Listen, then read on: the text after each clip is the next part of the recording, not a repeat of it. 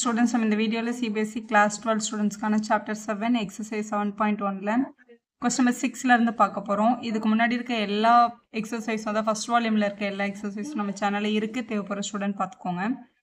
இதுல 6th question பார்க்கலாம். Integration of 4 e power 3x plus 1 dx அப்படின்னு கேட்டிருக்காங்க. இந்த கொஸ்டினை ஆன்சர் பண்றதுக்கு பேசிக்கா உங்களுக்கு தெரிஞ்சிருக்க வேண்டிய விஷயம் e power x difference integrate பண்ணா e power x தான். அதே மாதிரி integration of e to the power ax அப்படின்னு வந்ததுன்னா e power ax இன்டகிரேட் பண்ணி e power axன்னு எழுதணும். அதுக்கப்புறம் ஏல இருந்து ஒரு டிஃபரன்ஷியேஷன் வேல்யூ a வரும்ல, அந்த ஏவை டினாமினேட்டரில் போடணும். நம்ம வந்து டிஃபரன்ஷியேட் பண்ணும்போது அந்த ஏவை மல்டிபிளில் போடுவோம்ல, இங்கே இன்டகிரேட் பண்ணும்போது அதை டிவிஷனில் போடணும். போட்டுட்டு இன்டகிரேஷன் கான்ஸ்டன்ட் ப்ளஸ் இங்கே ஆட் பண்ணிக்கணும். எப்போவுமே இந்த மாதிரி அடிஷன்லையோ இல்லை சப்ட்ராக்ஷன்லையோ இருந்தால் தான் நம்ம டேரெக்டாக இன்டகிரேட் பண்ண முடியும். இது நார்மலாக அடிஷனில் தான் இருக்குது. இந்த மாதிரி 4ன்னு ஒரு கோஎஃபிஷியன்ட் இருந்தால் அதை நீங்கள் ஒன்றுமே பண்ண வேண்டாம், அப்படியே வச்சுக்கோங்க. இந்த e power 3x டிஃபரன்ஷியேட் பண்ணால் e power 3x தான். திருப்பி 3x பண்ணால் ஒரு 3 வரும்ல, அந்த 3 டினாமினேட்டரில் எழுதணும். இது வந்து 1 into dx அப்படின்னு அர்த்தம். 1 into dxன்றது வெறும் dx.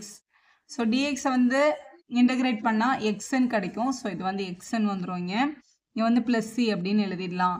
ஸோ இந்த இன்டகிரேஷன் சிம்பிள் வந்து இப்படி அடிஷனில் இருக்கும்போது இவங்களுக்கு தனியாக ஒரு இன்டகிரேஷன், இவங்களுக்கு ஒரு தனியாக இன்டகிரேஷன் இருக்கிறதா அர்த்தம். ஸோ இதுதான் உங்களோட ஃபைனல் ஆன்சர். அடுத்த கொஸ்டின் பார்க்கலாம்.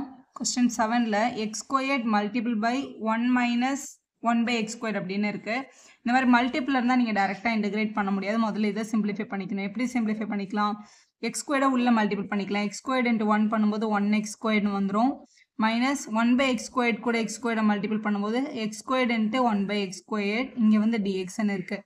இந்த எக்ஸ் ஸ்கொயர்ட் இந்த எக்ஸ் ஸ்கொயர்ட் என்ன ஆகிடும்? கேன்சல் ஆகிடும். இப்போ இன்டகிரேஷன் ஆஃப் ஃபஸ்ட்டு டேர்மில் எக்ஸ் ஸ்கொயர்ட் மட்டும் இருக்குது, செகண்ட் டேர்மில் 1 மட்டும் இருக்குது. இங்கே வந்து dx. இந்த மாதிரி சப்ட்ராக்ஷனில் டேர்ம்ஸ் வந்துச்சுன்னா இவங்க ரெண்டு பேருக்குமே இன்டகிரேஷன் சிம்பிள் இருக்கிறதா அர்த்தம். அப்போ இன்டகிரேஷன் ஆஃப் எக்ஸ் ஸ்கொயர் டிஎக்ஸும் நம்ம பண்ணணும், மைனஸ் இன்டகிரேஷன் ஆஃப் 1 into dxும் நம்ம பண்ணணும். ஸோ பேசிக் ஃபார்முலாஸை நமக்கு தெரிஞ்சிருக்க வேண்டியது integration of x to the power n dx அப்படின்னு இருந்ததுன்னா x power n plus 1 by n plus 1, இதான் உங்களோட பேசிக் ரூல். இதில் தான் அப்ளை பண்ண போகிறோம். இது 1 into dx அப்படின்னா 1 அப்படின்றது வந்து ஆக்சுவலாக எக்ஸ் பவர் 0ன்னு அர்த்தம். இந்த 1ன்றது வந்து எக்ஸ் பவர் 0ன்னு எழுதிட்டு இதே ரூலில் x power 0 plus 1 by 0 plus 1ன்னு நம்ம சொல்லுவோம். அது ஆக்சுவலாக எக்ஸ்ன்னு எழுதிக்கலாம். ஸோ அதுதான் யூஸ்வலாகவே இன்டகிரேஷன் ஆஃப் சின்னு போட்டுருங்க. யூஸ்வலாகவே இன்டகிரேஷன் ஆஃப் dx அப்படின்னு வந்ததுன்னா நம்ம அதை எக்ஸ்ன்னு எழுதிடுவோம். இந்த ரூலை திருப்பி அப்ளை பண்ண வேண்டாம் அப்படின்றதுக்காக. இப்போ இன்டகிரேஷன் ஆஃப் வெறும் dyன்னு வந்துச்சுன்னா நம்ம yன்னு எழுதுவோம். அது பின்னாடி டிஃபரன்ஷியல் ஈக்குவேஷனில் படிப்போம். ஸோ எக்ஸ் ஸ்கொயர்டை இன்டகிரேட் பண்ணி எக்ஸ் பவர் 3/3ன்னு எழுதிடலாம். மைனஸ் 1 இன்டகிரேட் பண்ணும்போது நமக்கு ஆன்சர் வந்து எக்ஸ்ன்னு வரும். ப்ளஸ் சி அப்படின்னு போட்டிங்கன்னா உங்கள் சம் கம்ப்ளீட் ஆகிடுச்சு. கொஸ்டின் நம்பர் 8 பாருங்கள். ax square plus bx plus C மூணுமே அடிஷனில் தான் இருக்குது. ஸோ அடிஷனில் தான் நம்ம டேரெக்டாக இன்டகிரேட் பண்ண முடியும். அப்போ ax ஸ்கொயர் dx இவங்களை தனியாக இன்டகிரேட் பண்ணோம். இன்டகிரேஷன் ஆஃப் bx dx இவங்களை தனியாக இன்டகிரேட் பண்ணோம். Plus integration of c into dx இவங்களையும் தனியாக இன்டகிரேட் பண்ண போகிறோம். ஸோ இதில் நம்ம அப்ளை பண்ண போகிற ரூல் நம்மளுக்கு இங்கே என்ன பேட்டர்ன் மட்டும் தேவைப்படுதுன்னா எக்ஸ் பவர் n அப்படின்னு இன்டகிரேஷன் இருந்ததுன்னா இவங்களை இன்டகிரேட் பண்ணும்போது X power n plus 1 by n plus 1 அப்படின்னு கிடைக்கும். இந்த பேசிக் ஃபார்முலா தெரிஞ்சிருந்தால் நீங்கள் அப்ளை பண்ணிடலாம். இதில் a into x ஸ்கொயர்டு இருக்குது அப்படின்னு கேட்டிங்கன்னா ஏன்றது வந்து வெறும் நம்பர் தான். இதை நம்ம வெளியில் எடுத்துடலாம். ஸோ a வெளியில் எடுத்துகிட்டு இது வந்து எக்ஸ் ஸ்கொயர் dx தான் நம்ம பண்ணணும். இங்கே இதுலேயுமே b நம்ம வெளில எடுத்துடலாம். ஸோ x into dx தான் நம்ம பண்ண வேண்டியது. மிஸ் c வெளில எடுத்துடலாம். வெறும் இன்டகிரேஷன் ஆஃப் dxோட வேல்யூ தான் நமக்கு வேணும். ஸோ இந்த a அப்படியே இருக்கும். எக்ஸ் ஸ்கொயர்டை இன்டகிரேட் பண்ணும்போது x³/3 அப்படின்னு கிடச்சிரும். இதான் நம்ம ரூல். ப்ளஸ் இங்கே b அப்படியே இருக்கும். எக்ஸை பண்ணும்போது x²/2 அப்படின்னு கிடச்சிருக்கும். ப்ளஸ் c அப்படியே இருக்கும். Integration of dx integration of dxனால் இங்கே 1 இருக்கதா தான் அர்த்தம். அப்படி பார்க்கும்போது x plus c அப்படின்னு வந்திருக்கும். ஸோ இங்கே c அப்படியே இருக்கும். இன்டகிரேஷன் ஆஃப் dx வந்து வெறும் x, அதுக்கப்புறம் ப்ளஸ் கான்ஸ்டன்ட் வந்து c. இங்கே ஒரு c இருக்குது, இங்கேயும் திருப்பியும் c போடுறோன்னா கேபிட்டல் போடுங்க, இல்லை இதில் c1 அப்படின்னு கூட நம்ம போடலாம். கொஸ்டின் நம்பர் 9 பார்க்கலாம். Integration of 2 into x square plus e power x dxன்னு இருக்குது. வெறும் அடிஷனில் தானே இருக்குது. இவங்கள தனியாக இன்டகிரேட் பண்ணணும், இவங்களை தனியாக இன்டகிரேட் பண்ணணும். ஸோ இவங்களை இன்டகிரேட் பண்ணும்போது ஸோ ஃபஸ்ட்டு 2 வந்து நம்பர், அதை அப்படியே எழுதிக்கலாம். எக்ஸ் ஸ்கொயர்டை இன்டகிரேட் பண்ண போகிறோம். எக்ஸ் ஸ்கொயர்ன்றது எக்ஸ் பவர் n பேட்டர்னில் இருக்குது. அப்போ X power n plus 1 by n plus 1. அப்போ X power 2 plus 1 by 2 plus 1ன்னு எழுதிடலாம். 2 plus 1 3 தானே, 3ன்னு எழுதிக்கோங்க. அப்புறம் e power x இன்டகிரேட் பண்ணலாம். e power x வந்து அப்படியே தான் வரும். டிஃப்ரென்ஷியேட் பண்ணாலும் இன்டகிரேட் பண்ணாலும் e power x மாறாது. அப்போ e power x அப்படியே எழுதிடலாம். ப்ளஸ் சின்னு போட்டுருங்க. இங்கே ஒரு ப்ளஸ் சி, இங்கே ஒரு ப்ளஸ் சி வருதே மேம்னா c plus c திருப்பி அது ஒரு கான்ஸ்டன்ட் தான். அதனால் நம்ம ஒரு தடவை எழுதினாலே போதும். அடுத்த இன்டகிரேஷன் பாருங்க. கொஸ்டின் நம்பர் 10ல் root x minus 1/√x whole square அப்படின்னு கொடுத்துருக்காங்க கொஸ்டினில். ஸோ இந்த மாதிரி ஹோல் ஸ்கொயர் ஹோல் கியூப்ல இருந்தால் டேரெக்டாக இன்டெகிரேட் பண்ண முடியாது. அதை முதல்ல நம்ம எக்ஸ்பேண்ட் பண்ணிக்கணும். இது பேசிக்காக பார்க்க a minus b whole square மாதிரி இருக்குது. So a square plus b square minus 2ab அப்படின்னு எக்ஸ்பேண்ட் பண்ணிவிட்டு அதுக்கப்புறம் தான் நம்ம அவங்கள இன்டெகிரேட் பண்ண முடியும். ஸோ இதை இன்டெகிரேட் பண்ணுறதுக்கு முன்னாடி first a square, so root x square plus 1/√x whole square minus 2 into a into b அப்படின்னு எழுதிடலாம். இந்த ரூட் எக்ஸும் இந்த ரூட் எக்ஸும் கேன்சல் ஆயிடுச்சு. இங்கே வந்து வித் ரெஸ்பெக்ட் டு dx, இங்கே வித் ரெஸ்பெக்ட் டு dx அப்படியே தான் இருக்குது. இங்கே இன்டெகிரேஷன் ஆஃப் ரூட் எக்ஸை ஸ்கொயர் பண்ணும்போது ஸ்கொயரும் ஸ்கொயர் ரூட்டும் கட் ஆகிட்டு எக்ஸ் ஆகிடும். ப்ளஸ் இங்கே 1 ஸ்கொயர் பண்ணால் 1, எக்ஸை இன்டெகிரேட் பண்ணும்போது ரூட் எக்ஸை ஸ்கொயர் பண்ணும்போது எக்ஸ் தான் வரும். மைனஸ் 2, இங்கே வந்து வெறும் dx மட்டும் இருக்குது. ஸோ இதான் நம்மளோட வேல்யூ. இது வந்து எக்ஸ் பவர் 1, இது 1/x, இது வெறும் 2 இன்ட்டு dx. இவங்களோட இன்டெகிரேஷன் ஃபார்முலாஸ் பார்க்கும்போது இப்போ பேசிக்காக இன்டெகிரேஷன் ஆஃப் எக்ஸ் பவர் என்னன்னு இருந்ததுன்னா நம்ம அதை என்னென்னு எழுதுவோம்னா எக்ஸ் பவர் n + 1/n + 1 அப்படின்னு எழுதுவோம் பேசிக் வேல்யூ. இதில் ஒரு முக்கியமான கண்டிஷன் என்ன அப்படின்னா n should not be equal to -1. n-க்கு -1ன்னு இருந்தால் மட்டும் இதை அப்ளை பண்ணக்கூடாது.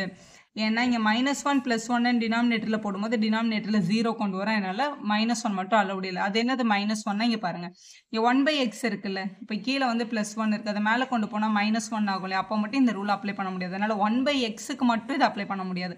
அப்போ 1/xன்னு வரும்போது என்ன பண்ணணும் அப்படின்னு கேட்டிங்கன்னா 1/xோட இன்டெகிரேஷன் வந்து log x + c அப்படின்னு போட்டுடலாம். ஏன்னா log xோட டிஃப்ரென்ஷியேஷன் 1/x நம்ம படிச்சிருக்கோம்ல, அது அப்படியே ரிவர்சலில் இங்கே வந்திருக்கு.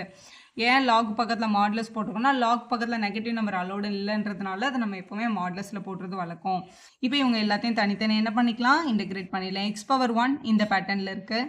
So X power 1 + 1/1 + 1 x² 2 plus 1/x integrate பண்ணும்போது log x.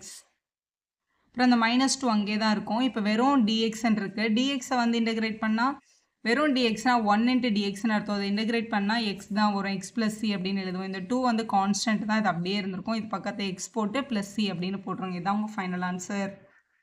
அடுத்த கொஸ்டின் நம்பர் 11 பார்க்கலாம். இப்போ கொஸ்டின் பார்க்கும்போது u/v மாதிரி இருக்குது. மேலே ஒரு ஃபங்க்ஷன் கீழே ஒரு ஃபங்க்ஷன் இருக்க மாதிரி. இப்படி இருந்தாலும் நீங்கள் டேரெக்டாக என்ன பண்ண முடியாது, இன்டெகிரேட் பண்ண முடியாது. சம்மை சால்வ் பண்ணி அடிஷன் இல்லைன்னா சப்ட்ராக்ஷனுக்கு கொண்டு வந்ததுக்கப்புறம் தான் இன்டெகிரேஷன் பண்ணணும். முதல்ல இதை சால்வ் பண்ணிக்கணும். இந்த மாதிரி டினாமினேட்டரில் மோனோமியல் இருந்தால் இதை ஈஸியாக சால்வ் பண்ணிடலாம். ஏன்னா இந்த x² வந்து இங்கே இருக்க எல்லாருக்கும் காமன்.